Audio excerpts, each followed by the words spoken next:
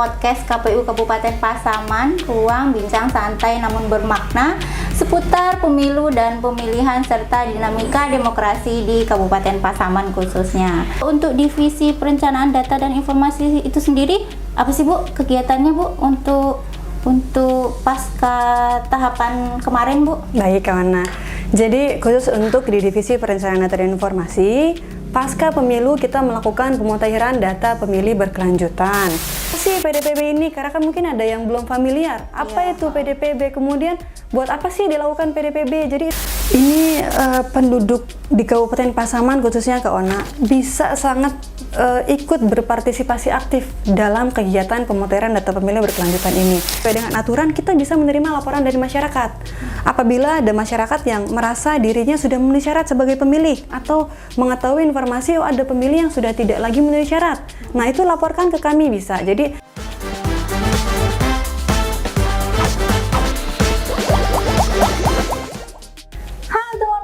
selamat datang di podcast KPU Kabupaten Pasaman. Senang sekali saya Zona Travalina kembali hadir menemani teman pemilih untuk episode podcast kali ini. Terima kasih kepada teman pemilih yang sudah mengunjungi podcast KPU Kabupaten Pasaman, ruang bincang santai namun bermakna seputar pemilu dan pemilihan serta dinamika demokrasi di Kabupaten Pasaman khususnya. Terus dukung channel YouTube KPU Kabupaten Pasaman agar lebih berkembang lagi ke depannya. Teman pemilih, episode sebelumnya kita sudah membahas tentang apa aja sih kegiatan KPU pasca tahapan pemilihan serentak tahun 2024 kemarin. Ketua KPU Kabupaten Pasaman, Bapak Taufik SSI sudah menjelaskan secara umum kegiatan-kegiatan KPU pasca tahapan kemarin. Nah, episode kali ini kita akan lebih rinci lagi nih, membahas tentang kegiatan-kegiatan KPU per divisinya. Episode kali ini kita akan membahas tentang kegiatan dari divisi perencanaan data dan informasi. Bersama saya sudah hadir narasumber cantik kita, Ketua Divisi Perencanaan Data dan Informasi, Ibu Sulastri SE. halo Selamat Kak Ona. datang, Ibu. Terima kasih. Terima kasih ya Ibu sudah bersedia mengisi podcast kita episode kali ini. Dengan senang hati. Gimana kabarnya Ibu? Alhamdulillah baik. Kak Ona sehat? Alhamdulillah. Nah ini Ibu, episode sebelumnya kita sudah membahas tentang apa aja sih kegiatan KPU pasca tahapan pemilihan tahun 2024 kemarin. Bapak Taufik sudah menjelaskan secara umum aja nih Bu, kegiatan-kegiatan KPU pasca tahapan ini. Nah, episode kali ini kita akan rinci lagi nih Bu, tentang kegiatan untuk divisi Ibu nih. Ya. Untuk divisi perencanaan data dan informasi. Oh iya teman pemilih, mungkin ada teman pemilih yang belum mengenal nih, saya sampai lupa nih. Ada yang belum mengenal Ketua Divisi Perencanaan Data dan Informasi KPU Kabupaten Pasaman, Ibu Sulastri. Boleh sedikit Ibu perkenalan singkat aja? Boleh. Halo teman pemilih di Kabupaten Pasaman khususnya, perkenalkan saya Sulastri, mengampu Divisi Perencanaan Data dan Informasi di KPU Kabupaten Pasaman. Mungkin cukup karena Oh itu aja Bu ya. Panggilannya kita Bu Lastri aja Bu ya, Lastri Bu, ya? Biar lebih akrab. Iya. Nah, jadi itu ya teman pemilih, Ketua Divisi Perencanaan Data dan Informasi, Ibu Sulastri. Lebih akrabnya kita di kantor manggilnya Bu Lastri. Iya. Nah jadi nih Bu Lastri, episode sebelumnya kita sudah membahas tentang apa aja nih kegiatannya. Nah kalau untuk Divisi Perencanaan Data dan Informasi itu sendiri, apa sih Bu kegiatannya Bu untuk pasca tahapan kemarin Bu? Baik kawan. Jadi khusus untuk di Divisi Perencanaan Data dan Informasi, pasca pemilu kita melakukan pemutahiran data pemilih berkelanjutan. Bahwa berdasarkan aturan, pasca pemilu dan pilkada terakhir, KPU baik di tingkat pusat, di tingkat provinsi, dan kabupaten kota melakukan pemutahiran data pemilih yang disebut dengan pemutahiran data pemilih berkelanjutan atau biasa kita singkat PDPB, kawan. Apa Begitu. itu Bu? PDPB itu Bu? PDPB itu adalah suatu kegiatan untuk memutakhirkan data pemilih berdasarkan data pemilu atau pilkada terakhir yang telah disinkronisasikan dengan data kependudukan baik secara nasional termasuk luar negeri. Jadi tujuannya apa nih, Bu? Jadi tujuan PDPB adalah untuk memelihara dan memperbaharui daftar pemilu atau pemilihan terakhir secara berkelanjutan untuk penyusunan DPT pada pilkada maupun pemilihan berikutnya dengan tetap menjaga kerahasiaan data. Kemudian tujuan dari PDPB yaitu kita menyediakan data dan informasi pemilih yang berskala nasional secara komprehensif, akurat, dan mutakhir. Jadi itu mungkin kawan, apa sih PDPB ini? Karena kan mungkin ada yang belum familiar. Apa itu PDPB? Kemudian buat apa sih dilakukan PDPB? Jadi itu tujuannya. Kita memelihara, kemudian kita memperbaharui data pemilih terakhir. Ke dalam hal ini tentu berarti data pemilih tetap kita pada Pilkada tahun 2024. Gitu ya, Bu ya. Jadi apa aja nih, Bu, langkah-langkah teknisnya, Bu? Baik, jadi pasca Pilkada kita memiliki DPT. Jadi Pilkada tahun 2024 kemarin kita kan sudah menetapkan DPT tuh karena. Nah, jadi data pemilih tetap ini yang kita gunakan, yang kita mutakhirkan dalam proses PDPB ini. Tetapi sebelumnya bukan hanya satu data bersumber dari DPT kita saja, kita sandingkan dengan data milik pemerintah. Nah, di situ merupakan proses awal pemutakhiran data pemilih berkelanjutan. Jadi disinkronisasikan ya, Bu ya, Betul. dengan data yang diturunkan oleh KPU RI gitu ya, Bu ya. Jadi setelah disinkronisasikan antara data milik pemerintah dengan data DPT daftar pemilih tetap terakhir kita di Pilkada 2024 kemarin, itu hasil sinkronisasinya diturunkan oleh KPU RI kepada kabupaten kota untuk dilakukan pemutakhiran untuk memastikan ini datanya sudah benar atau belum. Begitu. Nah, jadi itu tidak serta-merta kita terima data kemudian kita langsung itu sudah benar. Nah, ada langkah-langkah selanjutnya lagi begitu. Karena tadi kita harus memastikan data yang kita terima sudah benar, datanya valid dan teraktual.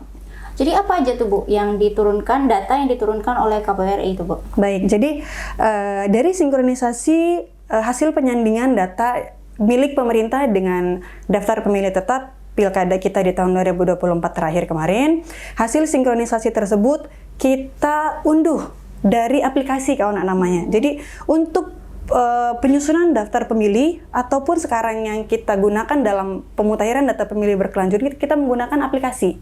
Aplikasi itu kita sebut dengan SIDALih, Sistem Informasi Data Pemilih. Jadi kita unduh datanya dari situ. Setelah disinkronisasi oleh KPU RI, kita unduh oleh masing-masing kabupaten kota dan kita mendapatkan 8 kategori.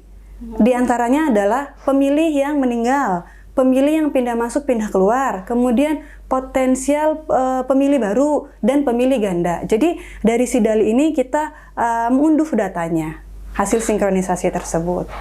Jadi untuk tahapan pemilu berikutnya, jadi kita udah nggak masuk lagi ya, Bu ya, data yang misalnya kalau ada yang meninggal seperti itu ya, Bu ya? Iya, jadi lebih gampangnya kita tuh lagi nyicil nih Kak Ona dari sekarang. Jadi sekarang yang sudah 17 tahun kita daftarkan sebagai pemilih baru. Kemudian yang sudah meninggal, kita nggak nunggu nanti ketika mau pilkada atau mau pemilu baru kita TMS-kan sebagai meninggal dunia.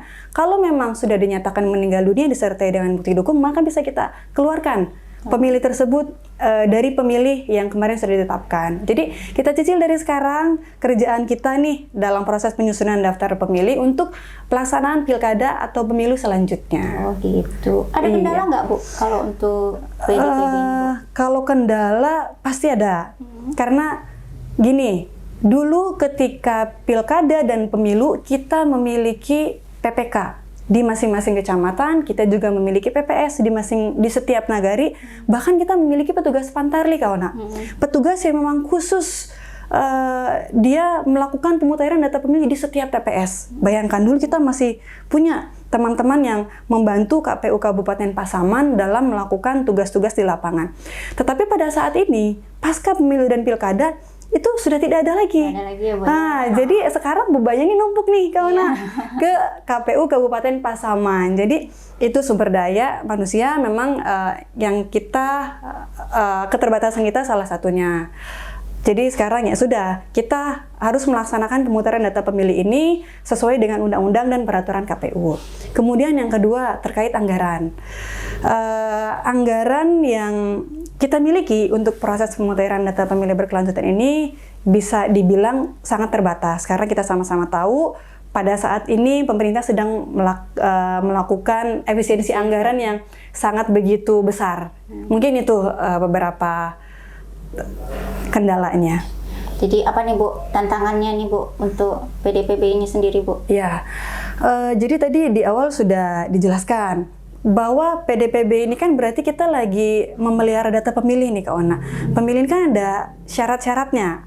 Kita daftarkan penduduk tersebut sebagai pemilih atau kita keluarkan. Berarti ini saya bagi dulu nih. Ada pemilih yang memenuhi syarat. Di antaranya itu adalah pemilih yang sudah berusia 17 tahun, kemudian sudah kawin atau pernah kawin, kemudian pensiun dari TNI Polri, dan dia tidak sedang dicabut hak politiknya berdasarkan putusan pengadilan. Maka penduduk-penduduk yang memenuhi syarat tersebut harus kita daftarkan sebagai pemilih. Kemudian ada satu lagi pemilih yang tidak memenuhi syarat, yaitu pemilih yang meninggal. Tadi di awal sudah disinggung, itu harus dicoret, harus dikeluarkan namanya dari daftar pemilih.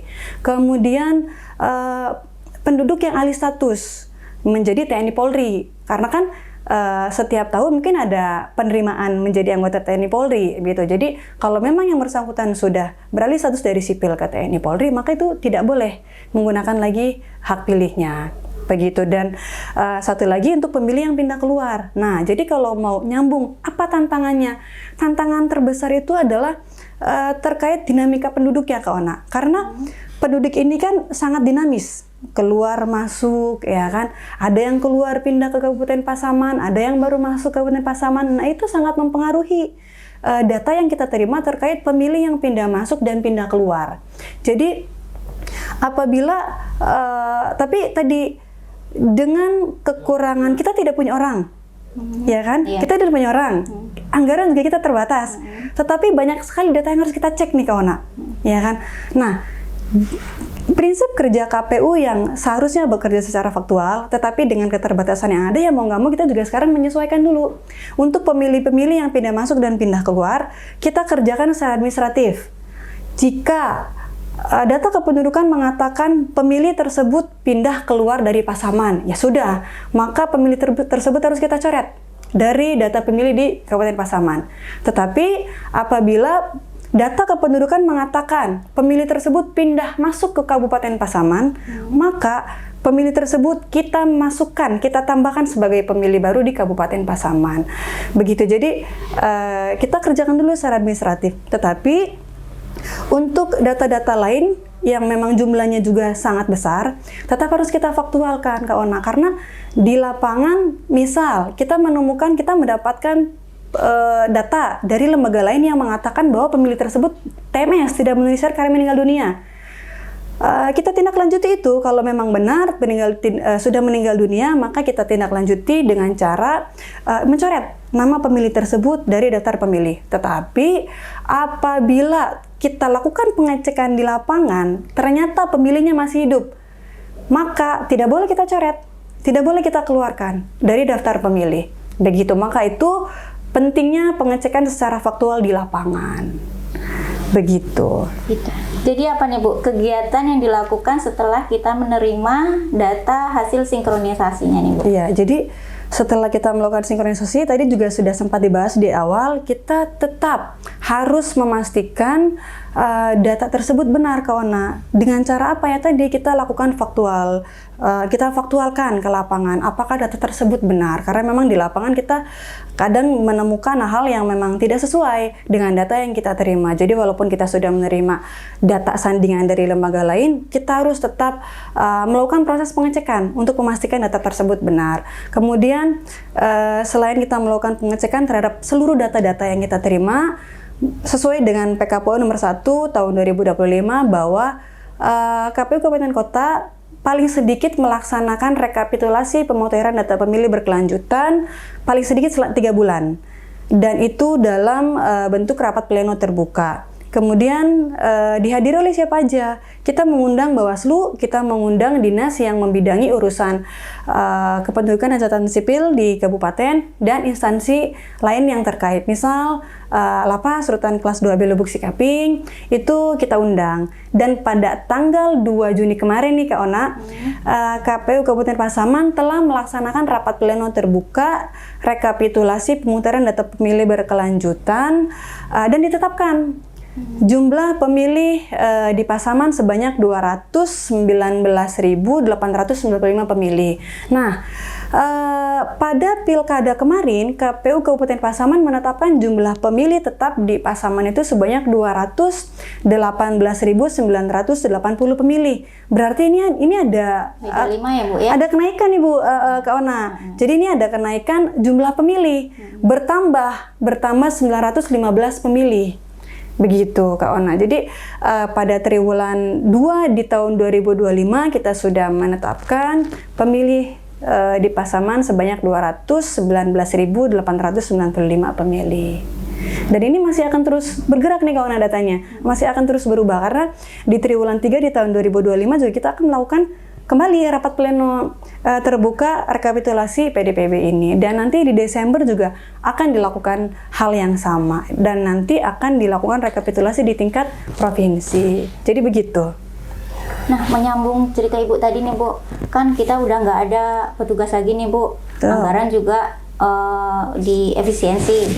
Nah, jadi apa nih Bu yang bisa dilakukan masyarakat nih Bu untuk membantu KPU dalam kegiatan PDPB ini Bu? Ya, jadi ini penduduk di Kabupaten Pasaman khususnya Kak Ona bisa sangat ikut berpartisipasi aktif dalam kegiatan pemutaran data pemilih berkelanjutan ini.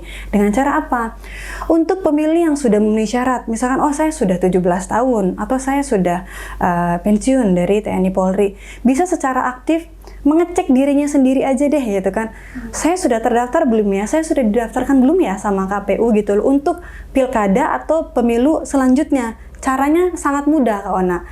Bisa melalui cek portal di Cek DPT online di www.cekdpt.kpu.go.id. Begitu. Jadi di situ kita bisa ngelihat, saya ternyata sudah memenuhi syarat sebagai pemilih pada pemilu selanjutnya atau pada pilkada selanjutnya. Begitu. Kemudian KPU Pasaman juga membuka helpdesk nih Kak Ona, layanan PDPB. Di situ ada nomor teleponnya. Jadi memang sesuai dengan aturan kita bisa menerima laporan dari masyarakat. Apabila ada masyarakat yang merasa dirinya sudah memenuhi syarat sebagai pemilih atau mengetahui informasi ada pemilih yang sudah tidak lagi memenuhi syarat. Nah, itu laporkan ke kami bisa. Jadi akan kita tindak lanjuti, tentu disertai dengan bukti dukungnya. Begitu. Berarti langsung ke KPU atau bisa, gimana nih Bu? ada nomor WhatsApp-nya kok. Nanti bisa dilihat di media sosial KPU Pasaman. Betul. Jadi nggak langsung datang ke KPU ya Bu bisa, ya? Nanti Kita menyediakan layanan helpdesk. Jadi ini siapa aja nih Bu yang bekerja sama dengan KPU dalam pelaksanaan PDPB ini Bu? Baik Ona, jadi tentu kita tidak bisa bekerja sendiri. KPU melakukan koordinasi dengan pihak-pihak terkait untuk membantu meringankan dan mensukseskan pelaksanaan PDPB ini dengan Bawaslu, kemudian dengan stakeholder TNI Polri, karena kita membutuhkan data dari TNI Polri yang sudah pensiun, kemudian atau yang sudah beralih status tadi, dan juga dengan pemerintah daerah, dengan instansi terkait dan dinas yang membidangi kependudukan dan catatan sipil serta pemerintah sampai di tingkat nagari karena mereka ini yang lebih tahu data penduduk di sekitarnya, kan mereka yang lebih dekat dengan penduduk. Jadi mereka yang lebih tahu data, misalkan itu apakah betul sudah meninggal dunia, begitu. Jadi dari pemerintah daerah sampai dengan pemerintah di tingkat nagari, kita harus melakukan kerjasama dan koordinasi dengan pihak-pihak terkait tersebut. Jadi apa nih Bu upaya dari KPU sendiri agar menghasilkan data pemilih yang akurat, faktual dan mutakhir Bu? Ya, jadi pertama tadi sudah disampaikan bahwa KPU akan sangat terbantu apabila masyarakat bisa berperan aktif ke ONA dalam pelaksanaan pemutahiran data pemilih berkelanjutan ini, baik dengan melakukan pengecekan secara mandiri apakah dirinya sudah terdaftar sebagai pemilih, atau tadi melaporkan apabila mendapati keluarga ataupun bahkan dirinya sendiri sudah memenuhi syarat atau tidak memenuhi syarat sebagai pemilih. Jadi itu akan kita tindak lanjuti pada pelaksanaan pemutahiran data pemilih berkelanjutan ini. Yang kedua yaitu adanya kolaborasi antara KPU dan Bawaslu serta stakeholder dan pemerintah daerah, karena memang dengan keterbatasan-keterbatasan yang tadi sudah disampaikan, kita sangat membutuhkan bantuan dari seluruh pihak untuk proses pemutahiran data pemilih berkelanjutan ini. Dan yang ketiga, kita dapat memaksimalkan penggunaan aplikasi Sidalih karena kita dalam proses pengolahan data ini kita menggunakan aplikasi Sidalih sebagai alat bantu dan dengan tetap menjaga kerahasiaan data pemilih yang kita miliki, dan tentu dengan penggunaan aplikasi secara bertanggung jawab, yaitu menjaga nih kawan, karena kan semua data kita miliki, begitu kan, ada di KPU Kabupaten Pasaman. Tetapi kan ada data-data yang memang harus dirahasiakan. Kita harus menjaga itu, jangan sampai misalkan datanya bocor, kan begitu, karena ada elemen-elemen yang memang itu dirahasiakan, tidak boleh sampai bocor keluar. Mungkin begitu kawan. Terakhir nih Bu, kenapa pemilih harus berperan aktif dan seberapa penting sih Bu PDPB ini Bu? Ya, jadi kita ini kan KPU nih Kak Ona. KPU itu kan sebagai penyelenggara baik pemilu maupun pilkada. Tugasnya melayani, sama dengan jargon kita ya, KPU melayani. KPU akan tetap berusaha menyajikan data pemilih yang akurat, faktual, dan mutakhir. Tetapi kembali lagi, kami juga berharap masyarakat di Pasaman bisa lebih aktif, khususnya pada proses kegiatan pemutahiran data pemilih berkelanjutan ini, agar apa? Memastikan dirinya sudah terdaftar sebagai pemilih agar bisa datang ke TPS nanti kawan, pada saat pelaksanaan pemilu atau pilkada selanjutnya. Agar datang ke TPS dan menggunakan hak pilihnya tentunya, karena kalau tidak terdaftar bagaimana pemilih tersebut bisa menggunakan hak pilihnya gitu. Jadi pastikan diri Anda terdaftar sebagai pemilih agar dapat menyampaikan hak pilih secara langsung ke TPS untuk memilih pemimpin-pemimpin di Kabupaten Pasaman dalam 5 tahun ke depan. Nah, itu tadi teman pemilih, itu tentang obrolan kita tentang pemutakhiran data pemilih berkelanjutan. Ya, terima kasih Bu Lastri sudah bersedia mengisi podcast kali ini.